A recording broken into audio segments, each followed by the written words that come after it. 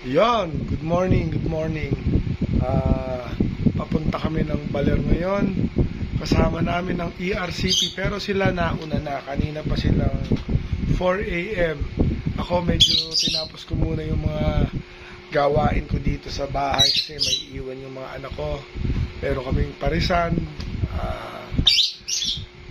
So siguro kami ngayon, gumagayak na kami mga 5 AM. Larga na din kami. Tapos bukas meron kasi kaming charity event sa Aurora. Kaya ngayon, mauna muna kami sa Baler. Medyo konting pasyal, konting relax muna. Tapos, pagkatapos ng charity bukas, uwi na din kami. Okay? See you!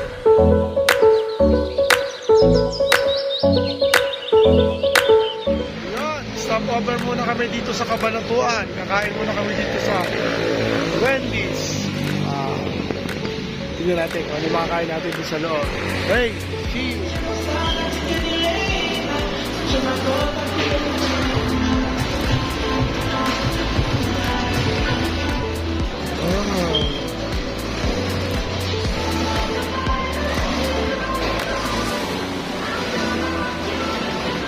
Yo! Hirap. Biyahin na ulit kami. Siguro mga 2.5 hours, 3 hours, ano na kami sa Baler. Cabanatuan to, di ba? Cabanatuan, Baler, 2.5 hours, 2 hours. Tala na. Wala nang hintuan. Kusog na naman eh. Naka-CR ka na? Okay?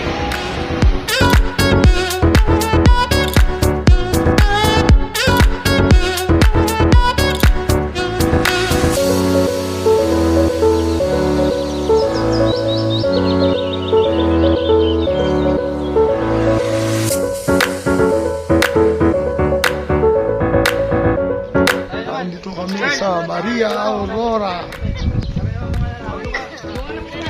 Dito namin inabutan ang grupo ng ERCP.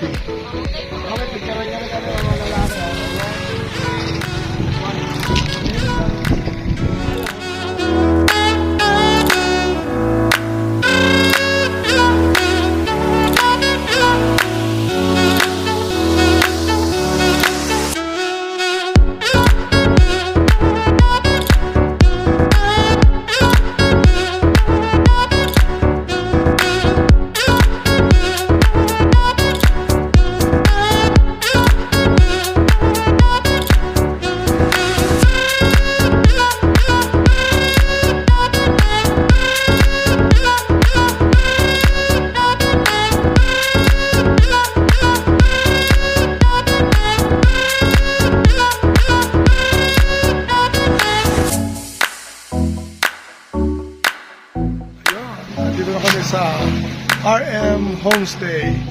Dito muna kami mag-i-stay hanggang bukas. Mamamalengke lang muna ako at magluluto ng lunch. After nun, magpasyal kami sa Deep Tumabo Falls kung sino gusto sumama o si Mrs. Okay? Okay ba? Anong ba yung gano'n ka? Ay, ito ba yung tabago binabigyan? Hindi, pinabila ko ng...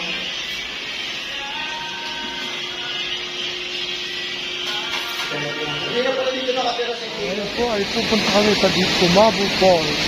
Punta kami ni Mrs. doon kasi dito siya napupunta. Kita na lang tayo doon, ha? Ayun, andito na kami sa Deep Tumabo Falls. Magte-trekking lang siguro kami. Maglalakad kami ng mga 30 minutes para makapunta kami doon sa may Mother Falls. Ito, bungad pa lang, pero ang ganda na. Okay. I-register muna kami dito. Tapos makakit na kami doon sa taas.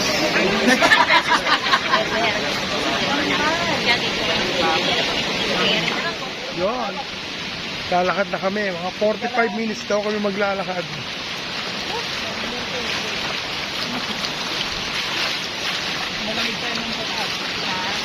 Tawid ko daw kami ng ilog na hanggang Bewang.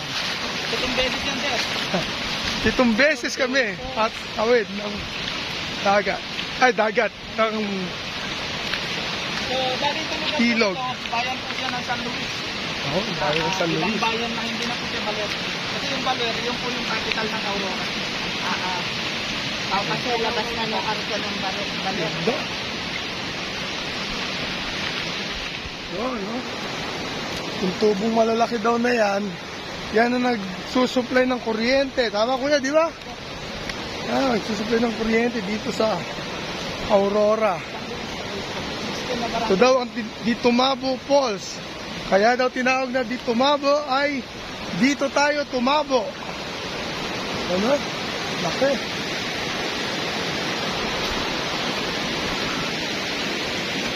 Parang hinihingal na ako ah. Ilang yan sir, pagkakasama.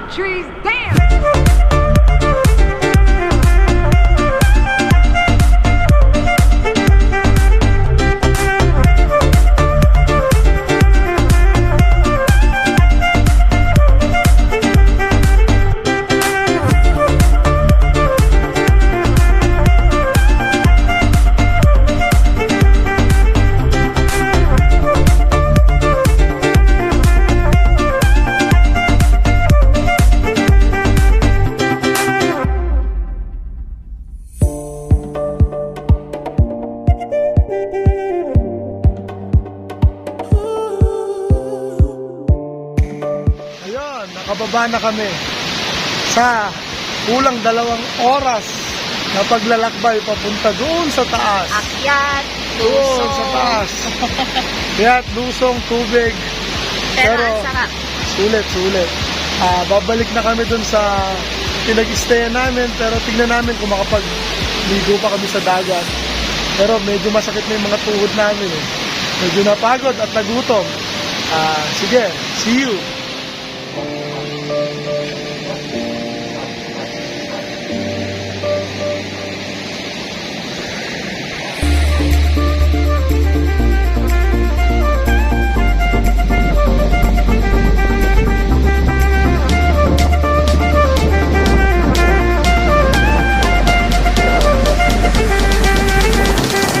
Look at those palm trees there!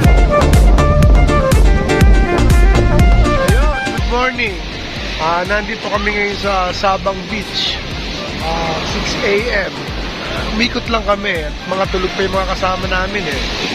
Maya mga 8, pupunta na kami dun sa location namin para sa charity event ng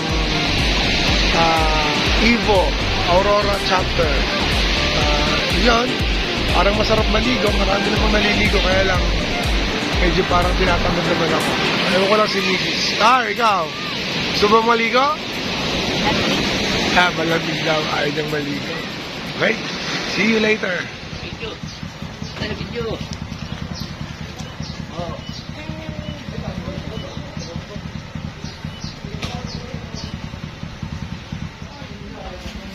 Lumalang gulo.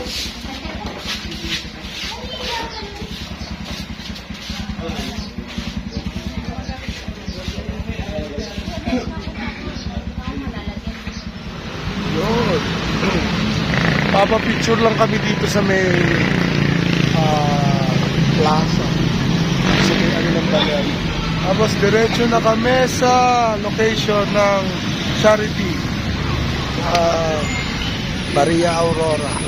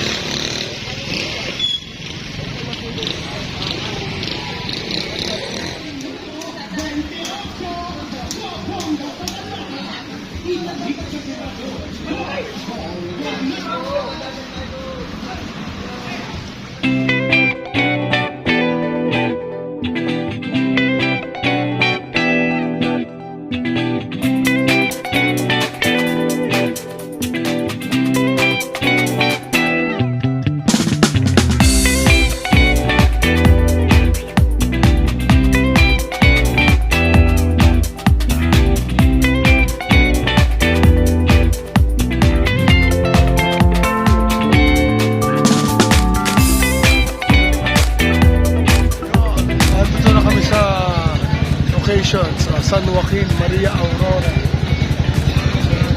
Dami mga riders. Evo Riders. Evo Riders Club Philippines.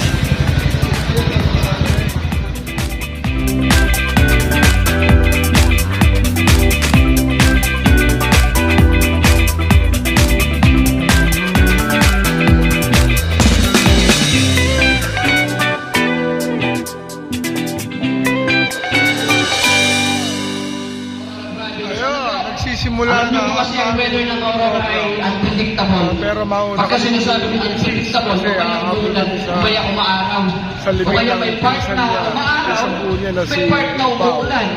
Ganun po sa Aurora Province. Okay, so nandito na wala, press na kaya.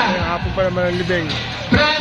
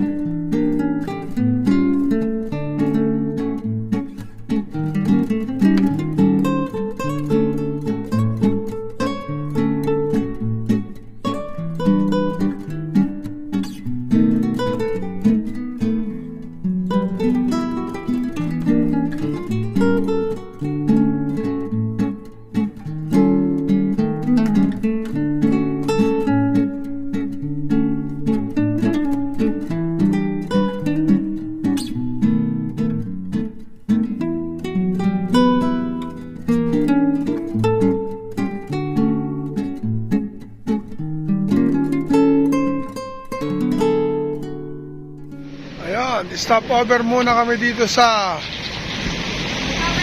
El Jefe Cocina. Magla-lunch lang kami, alas 12 na. After nito, siguro diretso na kami ng Baliwag, wala nang hintuan.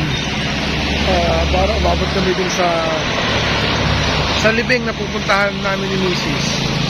Okay, sarap sana pagkain.